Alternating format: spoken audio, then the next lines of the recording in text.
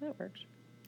The lesson today is on dimensional analysis, and we're going to start by just working with metrics.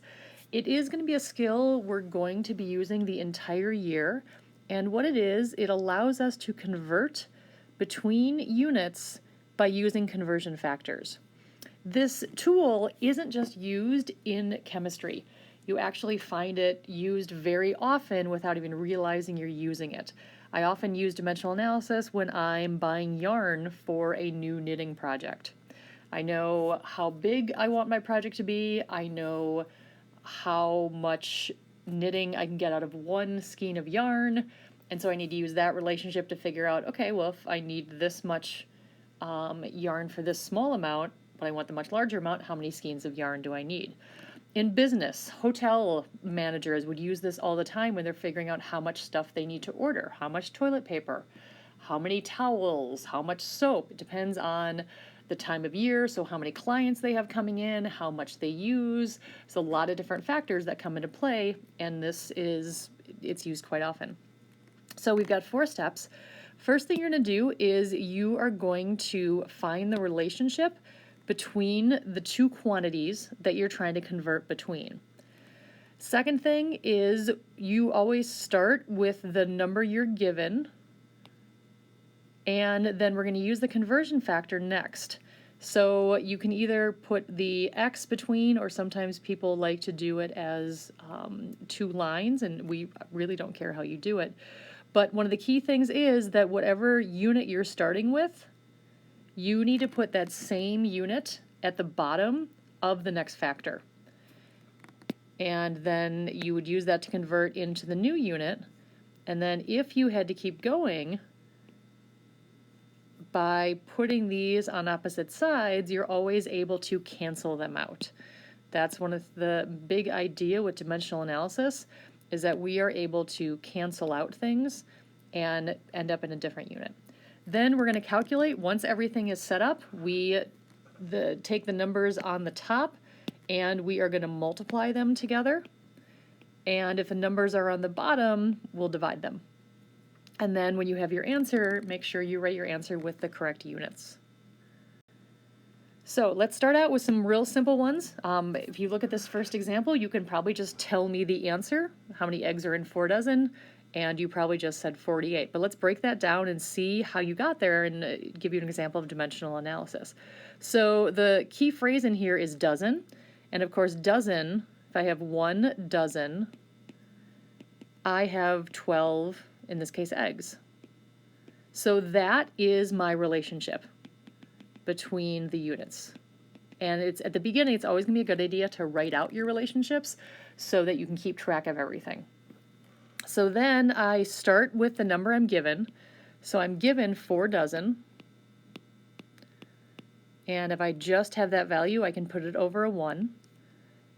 Then I know eventually I need to end up with some number of eggs. That's where I'm going.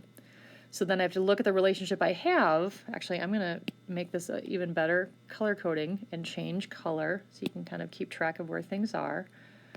Let's go with the red eggs. So I'm going to end up with some sort of eggs. So since I'm starting with dozen, I need to put 1 dozen on the bottom because that's in my relationship. So I'm going to take this relationship and I'm going to put it into the factor, and then that 1 dozen is equal to 12 eggs. And since eggs is where I need to end, I have my problem set up. I just need to calculate it. So the way I know I have it set up is because dozen cancels out dozen, and then eggs is what I want to end with. And then I multiply across the top. So I would take 4 times 12, and that gives me the 48 eggs, which is what we thought. So this is how dimensional analysis works. Whatever unit you start with, you're putting it on the bottom of the first factor. All right, let's do the second one. How many pairs of shoes, or how many pairs contain 50 shoes? I'm going to start with setting up my relationship again. So I'm ending with pairs. So I need a relationship between pairs and shoes. So 1 pair is equal to 2 shoes. Make that 2 a little bit better. 2 shoes. Then I start the problem. The problem has me starting with shoes. So I'm starting with 50 shoes over 1. And it wants me to end with some number of pairs. So I take my relationship, and since I started with shoes on the top, the 2 shoes need to go on the bottom, and then the 1 pair goes on the top. So I need to keep this relationship intact. It'll change which one's on the top and which one's on the bottom. It's not the larger number, it's not the smaller number. It all depends on what the units are. So now I'm into pairs, and my shoes would cancel out. So those units are gone, and now I have pairs. And now the math I need to do. So 2 is on the bottom. So I would plug this into my calculator as 50 divided by 2 to give me 25 pairs, which is probably the answer you figured out at the very beginning. I had mentioned that we're going to use this with metric conversions. So we want you to be familiar with metrics. So I'm going to work to fill these in. We're going to start in the middle with what is called a base unit. So it's our base unit of measurement. It could be a meter if I was measuring distances. It could be a liter if I was measuring volumes, or it could be a gram if I am measuring mass. Then we sometimes need very large amounts of meters, very small amounts of grams. So that's where we have the metric conversions. So I'm going to add these in, starting with the top. And the top one is going to be the kilo. And so the prefix would be kilo. So you've probably seen this as kilometer, kilogram, or kiloliter. That's not nearly as common. The first 2 are quite common. For each prefix, there's also a symbol that goes with it. In this case, it's K. So this kilometer is km. The kilogram would be kg, and the kiloliter is kl. So I'm just putting that prefix, I'm going to make that K a little bit easier to see, I'm just putting that prefix in front of it. All right, now we need to think about what the relationship is between these. Actually, sorry, I'm going to go for the whole gamut, and then I'm going to come back to that. So 1 down from kilo is going to be hecto. You don't hear it very often, and the symbol for that is an H. So again, you'd put that in front, hectometer, hectogram, hectoliter, and then it'd be HM, HG, HL. Next one down is deca, and we use DA for that. Sometimes you'll see people use a capital D. Then we have the base unit. Then the first one under the base unit is deci, D-E-C-I, and we use a little lowercase d. That's why deca had to be a D-A.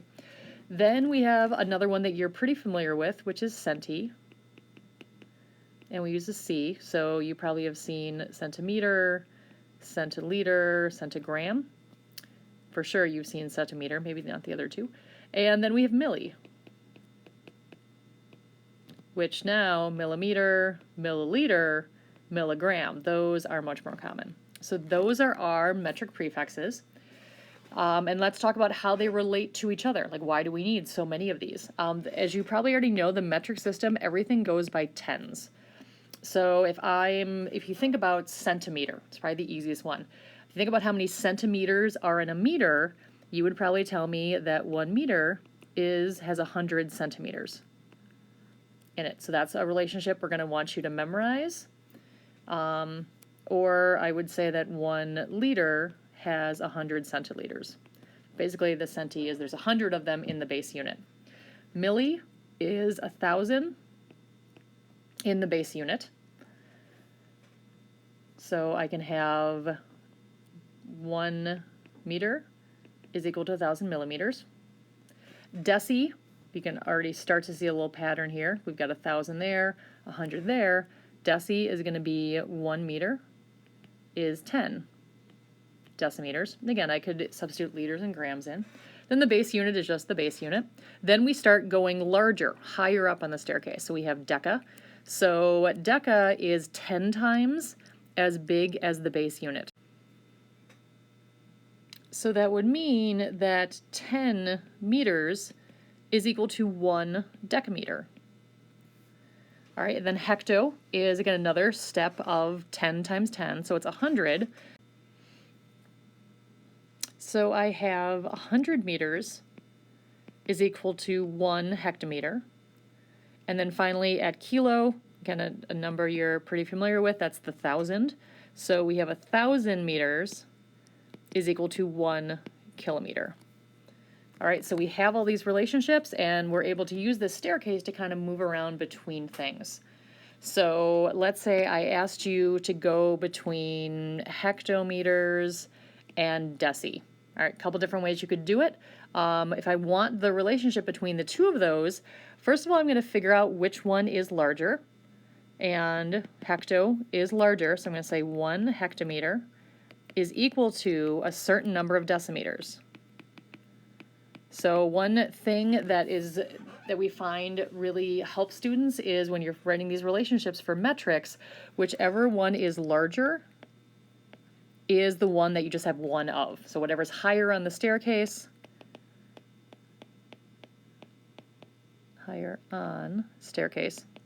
gets the one. And then we'd figure out how many decimeters are in there. So if I'm starting here at hecto, every time I take a step, it's 10 times as many.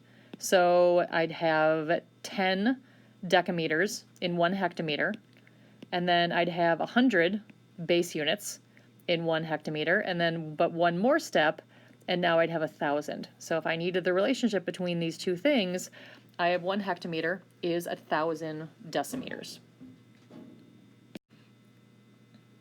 While we may ask on worksheets for you to use any of these, there are only a few of them that we want you to memorize. We want you to memorize milli, we want you to memorize centi, and we want you to memorize kilo. The other three you're only ever going to see when you have access to your notes. We're not going to assess you on those three. So those are just the ones I want you to memorize. There are two other ones that I want you to be aware of. If you're taking honors chemistry, you're going to need to memorize these and work with them as well. And that is micro and nano. Those are the prefixes. Micro is a little symbol that kind of looks like that, and then nano is going to be an N. So the relationship for those, they're very, very small. 1 meter is equal to not 1,000, but 1,000,000 micrometers. And 1 nanometer, sorry, this is micrometers.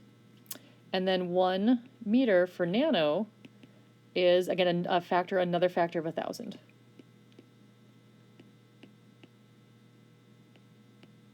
So with it, sometimes it's easier to work in scientific notation with these. So I would have 1 meter is 10 to the 9th nanometers. And 1 meter is 10 to the 6th micrometers. So it's very, very small. If you've ever heard about nanoparticles, that is why they're called nanoparticles, is because they are that small. All right, so let's get into some examples about this. So first question is, how many kilometers contain 1,250 meters? So we're going to do the same thing, and we're going to start by writing out our relationship. And one thing I want to make clear is that we want you to show this using dimensional analysis. Not just, I know you could probably just scoot a decimal place over, but that's not the strategy we're trying to teach you right now. We want you to learn. It's not I don't care about the answer, I care about the process. So we start with a relationship, and it's kilometers and meters. So my thought process is I want to figure out which one is bigger, and kilometers are bigger, so I have one of them. And then I have to think about the meters, so I can either look back at the staircase and see the relationship, or I could have had memorized that 1 kilometer is equal to 1,000 meters. All right, then I have to set up my dimensional analysis. So I start with the number that I'm given, 1,250 meters. And I know I'm going to have at least one in there, and I need to end with kilometers or kilometers, whichever one you prefer. So now because I'm starting with meters here, I need to put meters underneath. So I've got 1,000 meters here, and that's related to 1 kilometer. So these cancel out, and then I'm left with kilometers, which is what I want. And then since I have the 1250 on the top and the 1000 on the bottom, I'm dividing. So I have 1.250 kilometers. All right, let's go on to another example. How many millimeters are in 6.2 centimeters? So as I'm working through these, another good strategy is to start by circling your target. Where are you going to end? I'm ending with nanometers, and I'm starting with centimeters. And I need stuff in the middle to get me from one to the other. So then I need my relationships. So there's two options for this one. You could use that staircase to figure out the relationship between centimeters and millimeters. I'm going to show you how to do that, and then I'm going to show you the other way we can do it too. So I have millimeters down here, I have centimeters here, and then I have my base unit here. So I know that if I'm trying to start from centimeters to millimeters, there's only one step there. So centimeters are bigger because they're higher up on the staircase. And since I only have one step, I know that for every 1 centimeter, I have 10 millimeters. There's another way to do it, so I want to make sure you know both ways. The other way to do it is that I can go through the base unit. I don't need to go directly between the two. I just need to be able to relate both of them to the base unit. So I also could do it as the number of meters in the number of centimeters, and then the number of meters in a certain number of millimeters. So for both of these, 1 meter is larger because that's my base unit. That's higher up. And then I have 100 centimeters in a meter and then 1,000 millimeters. So I'm going to show both ways. So if I use the first one, I would put the 1 centimeter on the bottom, the 10 millimeters on the top, and I can multiply that to get 62.5 millimeters. Or the other way I could do it is, again, I still start with 6.2 centimeters, and I'm ending with a certain number of millimeters. I use this relationship first. So if I have centimeters on the top, I need centimeters on the bottom, and I take the 100 with it, and then 1 meter opposite that. Let me actually go back to my color coding so you can keep track of what's going on. 1 meter there. Then I've canceled out the centimeters. I need to cancel out the meters. So I'm going to go 1 meter on the bottom. Now I'm going to look at this second relationship, and I need to get into millimeters. So that cancels out the meters, and that results in my answer being in millimeters. I do the math, and I end up doing, once I do the math, I end up getting the same thing, 62.5 millimeters. Because now I'm taking 6.25 times 1,000, take that answer, and divide it by 100. Because 1,000's in the top and 100's in the bottom. There you go. All right, with this one, I want to give you a minute to do it, so go ahead and work on this one. I'm going to start by setting up, thinking about what I'm ending with. I'm ending with kilometers. I'm starting with centimeters.